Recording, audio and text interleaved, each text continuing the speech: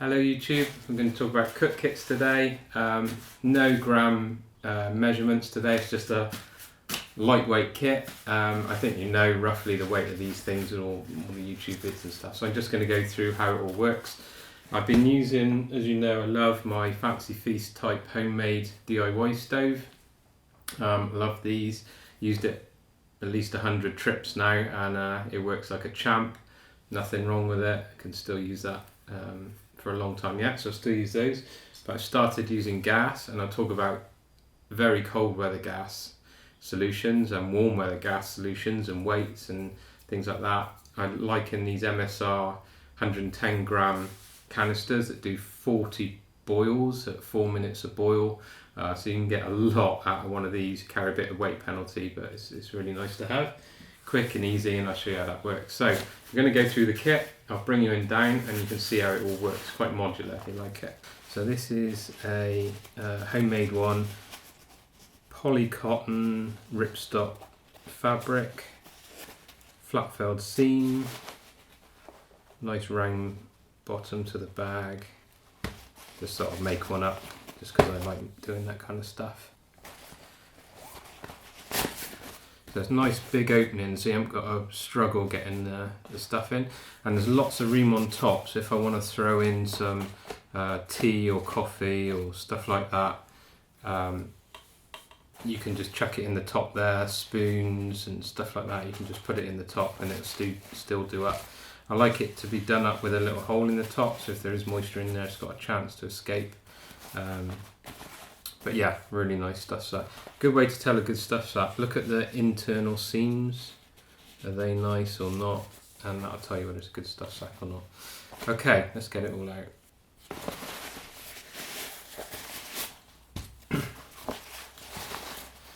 So use a stuff sack to put anything in, because there's going to be packing bits in there that you want to put in a stuff sack so you don't lose it. So first of all, we've got a Ranger band. This is just a bicycle inner tube cut up, so it stops it rattling around, keeps it all in one place. So just an overhand knot on top. Cut a thin strip. If you do thicker, it's hard to tie the knot, so fairly thin strip for that. That's my cold weather gas solution. We'll do that in a minute.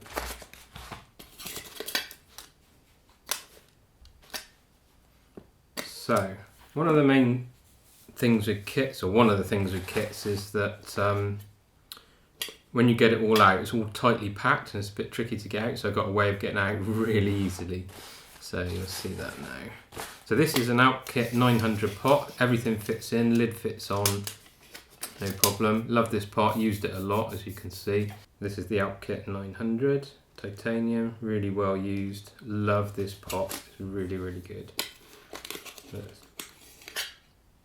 Take it off. So first of all, this stuff, this is just this thin towel. We got a thing called Poundland or thrift store in the States, and this is just a cleaning cloth, very, very thin, so it's light, doesn't take up room, but stops things rattling around and stuff like that. So this is just a thin strip, and I'll show you how that works in a minute. Another pot inside. Instead of tipping it upside down to get everything out, I just put a thin strip that goes all the way down, round the bottom, round out. So all you got to do is pull, and the whole thing comes out. Easy. Okay, just a strip that goes in the bottom, put everything in, then you can just pull the two sides and the whole thing comes out. So quick and easy.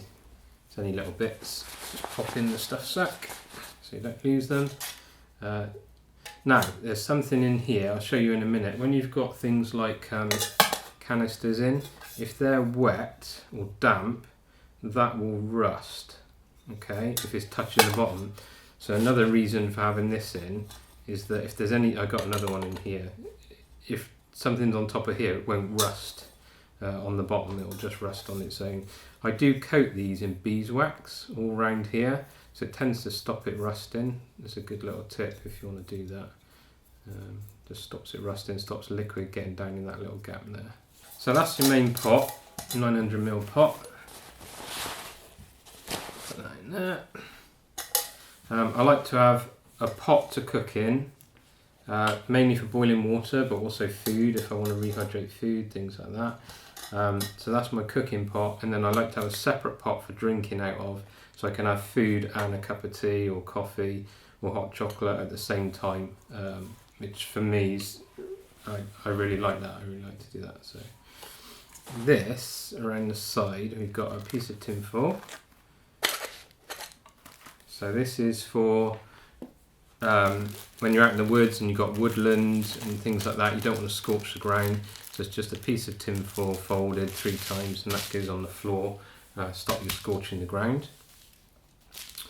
So that's that. And then here's a windshield. So if I happen to be, it's just a piece of foil.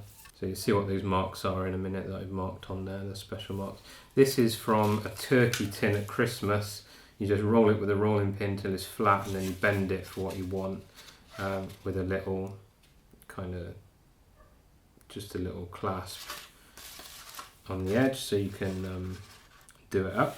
So if I just do that up a minute, so this is basic, you just slot it in, it just gives you a circle. Now, if I'm using my Fancy Feast, that does need a windshield, absolutely. The gas, not so much, but this does. So you can put that in there, pot goes on top, it's just the right height, not interfere with the handle, and that's fine. That boils in about 4 minutes too. So that's the windshield for that. But it also doubles up as a windshield for this, which I'll show you in a minute. So I'll put that to one side for now. Let's do the medium to warm weather gas solution. So you need that on the ground. Let's see what's in here. First of all, pot cozy.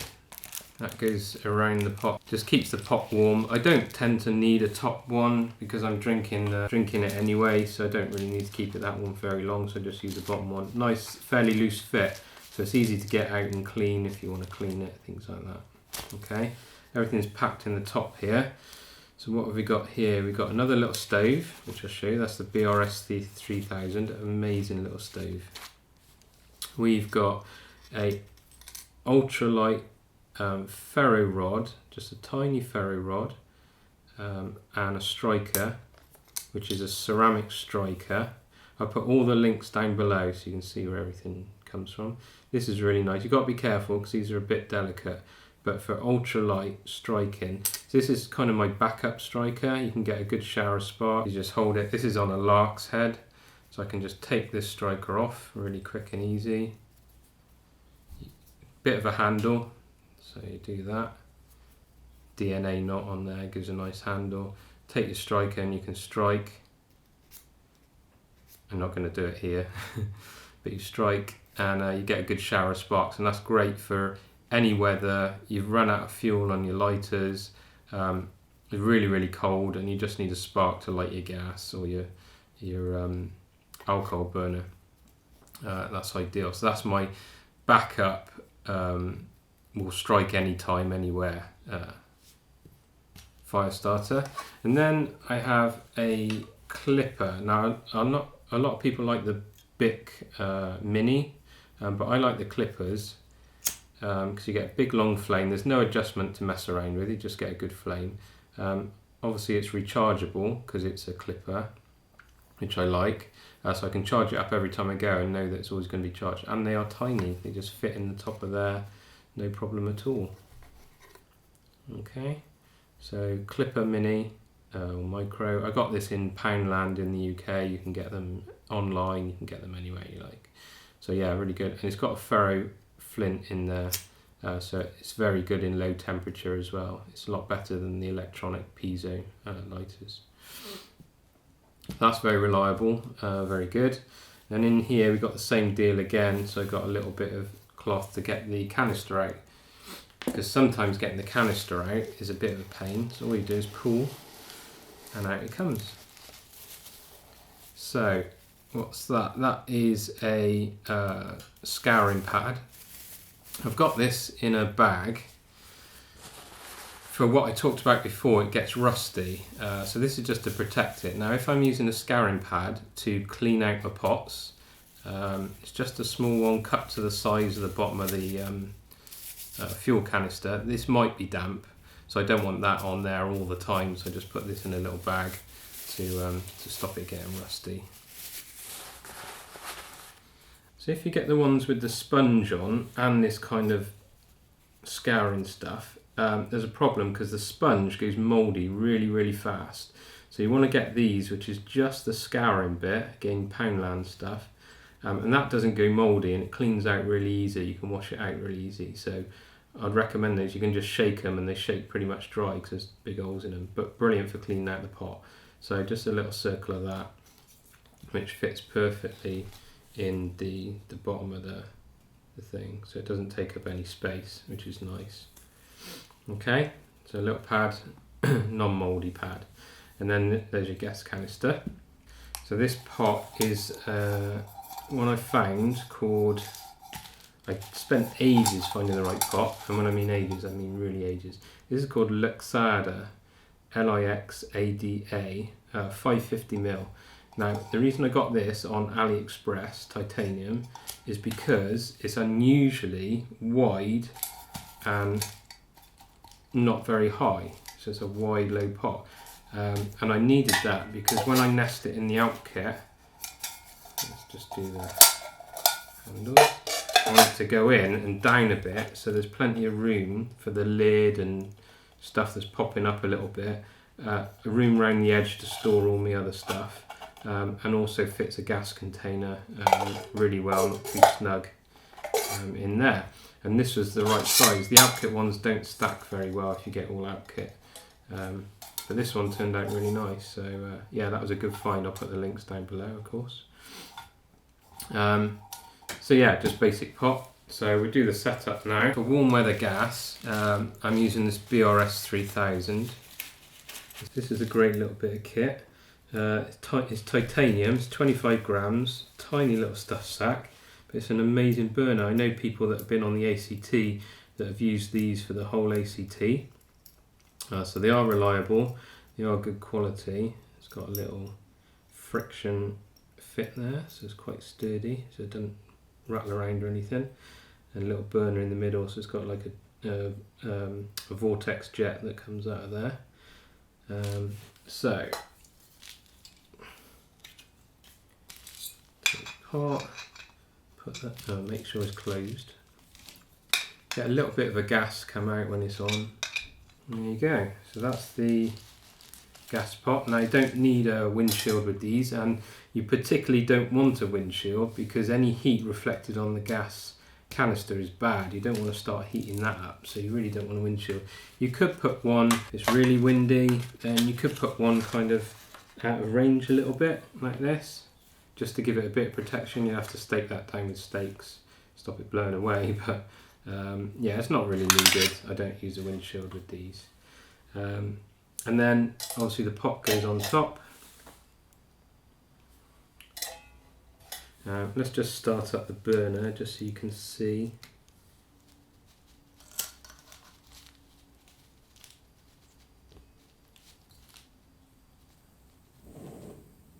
So you can go very quiet with it, which is really good just for simmering and heating up slowly, which is good.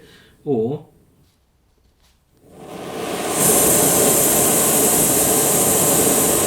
you can go full on. You can't really see it here because it's too light, but yeah, you can go full on with it. And it stays pretty cold. This will get pretty hot, obviously, but that stays pretty cold.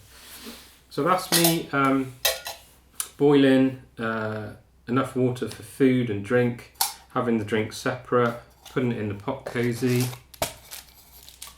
nice and easy, keep that warm, and there you go. So that's the main warmish weather, so that's 3 seasons cooking, but not below 0. I wouldn't use that below 0. So that's your gas cooker for the 3 seasons. Now I'll show you what I use for when it's really cold, below 0. You need a bit of a different approach because this doesn't vaporize below 0 very well. So I use this Covia stove. This is a lot more expensive. This stove, believe it or not, it's about £15, $20. Really cheap, really good from Amazon. This one I had to buy specially. Covia is a bit harder to get. It's about £40 or $50.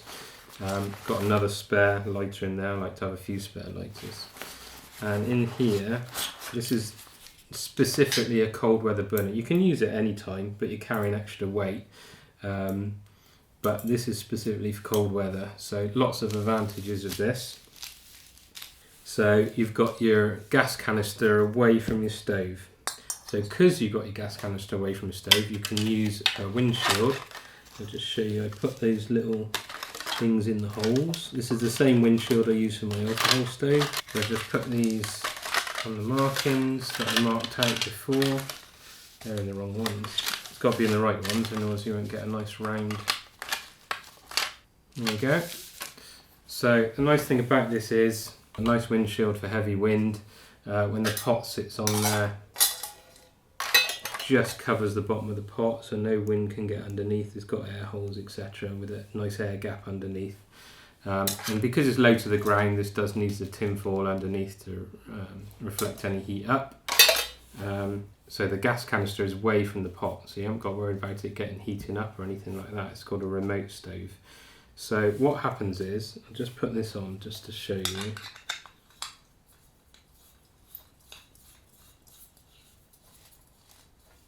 Okay. So what happens is, I'll put that over there so you can see. So you've got your canister away from your stove, and then if it gets really cold and it doesn't vaporise, you can invert this. Let's do it that way, like that. Okay, so you've got liquid gas, which is probably a mixture of propane and butane, and going through here, liquid, liquid, liquid, and then in here you've got a little copper pipe here, and the liquid goes through there, and the heat from that will vaporize it in the pipe, and then it will burn. So that means you can do it in sub-zero conditions, -10, things like that, no problem at all. So that's my cold weather solution. Right, I'll just start this up just so you can hear it.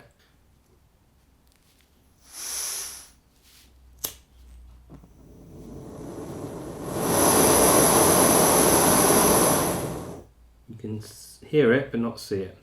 So that one's a lot more powerful. You've got a lot more wattage out of this, so in cold weather it will burn more fuel but also heat more quickly, won't have any issues at all. So Covia Spider, really like that. Great little stove. It's already quite hot. Yeah, quite hot. So that's your Covia Spider, and then obviously you've got your little alcohol stove. You can use that as well, pot and pot.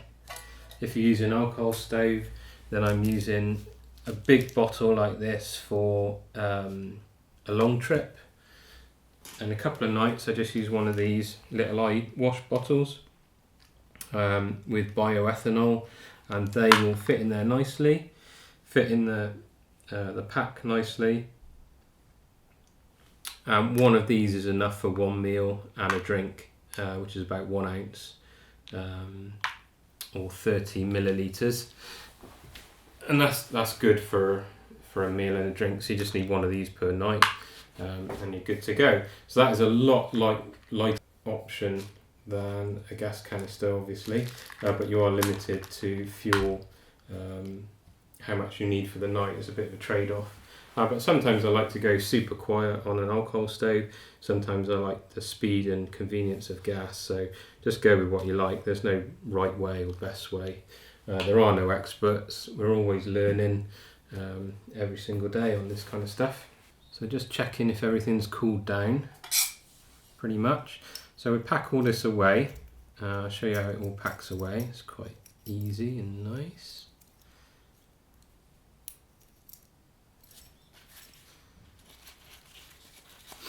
So these BRS 3000s are really good, really impressed with those. It's so tiny compared to one of these. Obviously won't do the job in really cold weather, but for most of the time it's fantastic. So yeah, really enjoying those.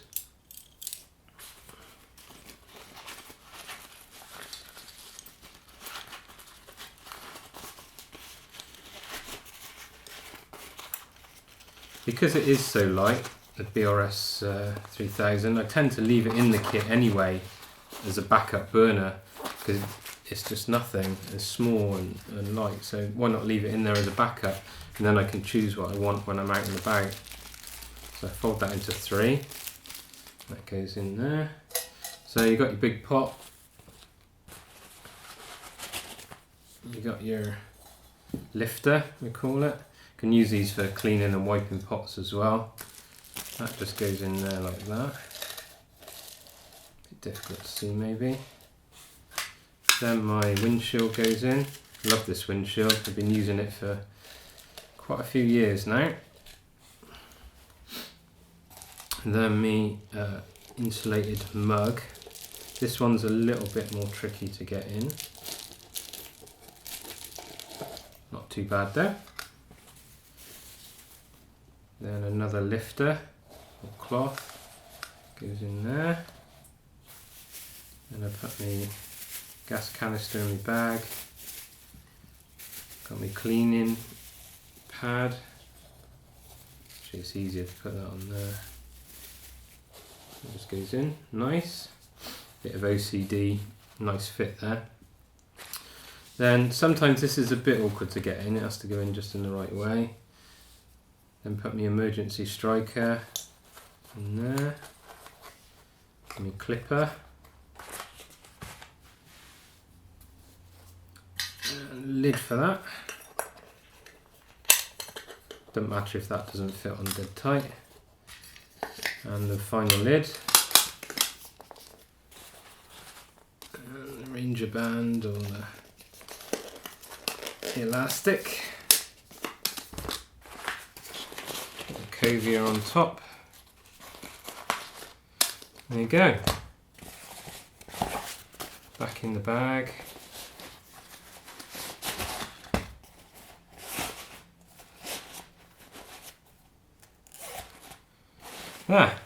Done.